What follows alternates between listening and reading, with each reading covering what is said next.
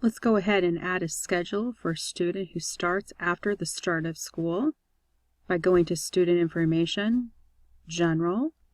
Let's search for the student. Select Go. This is my student. She's in 4th grade. Let's go to the Schedule tab.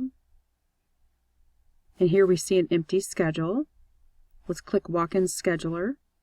Because recall, I cannot edit a schedule in the View mode. I have to be in Walk-in Scheduler. And I can tell I'm in Walk-in Scheduler because I can see the blue links. Let's select Search. And first, let's figure out what teacher we're going to assign this student to. Let's do that by going to Course Name. We're going to type in 4 for 4th grade. This is the naming convention of most of our elementary schools. Let's select Search. And here we can see the self-contained rooms.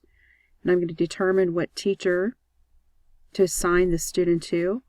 And I can look here and I can see this teacher can have up to 30 students, and they currently have 23, and 3 students have IEPs, and I would use this information to make that selection.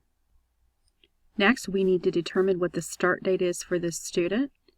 The start date here needs to match the enrollment date.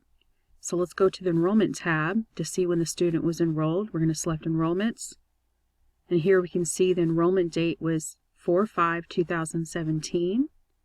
We're going to go back to Schedule, and we're going to enter 4/5/2017 for the start date.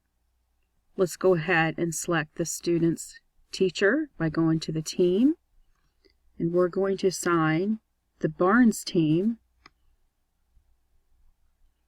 We're going to select Search, and here you can see now we have all the courses that the Barnes team has. And one by one, we're going to begin selecting the course, and we're going to watch it fill in here. And pay close attention to the start date. The start date is 4/5. That is the correct start date. And recall, we checked to make sure that was the enrollment date. So we're good to hit OK. And we're going to go through this process and select all the courses. And I want you to notice this next course is in red. This course is in red because that means the seats are full. Campus will allow you to override the red, but make sure you check with your principal to make sure it's okay to do that. In this particular scenario, notice the seat count is 0 and 0. That's just an error in the master schedule. That's because we're in a training database. So if you do see this in live, you should immediately check with your master scheduler. Let's continue adding the courses.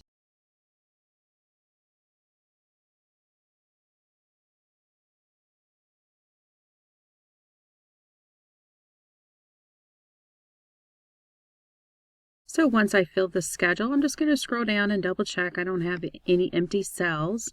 That tells me that I do have a full schedule.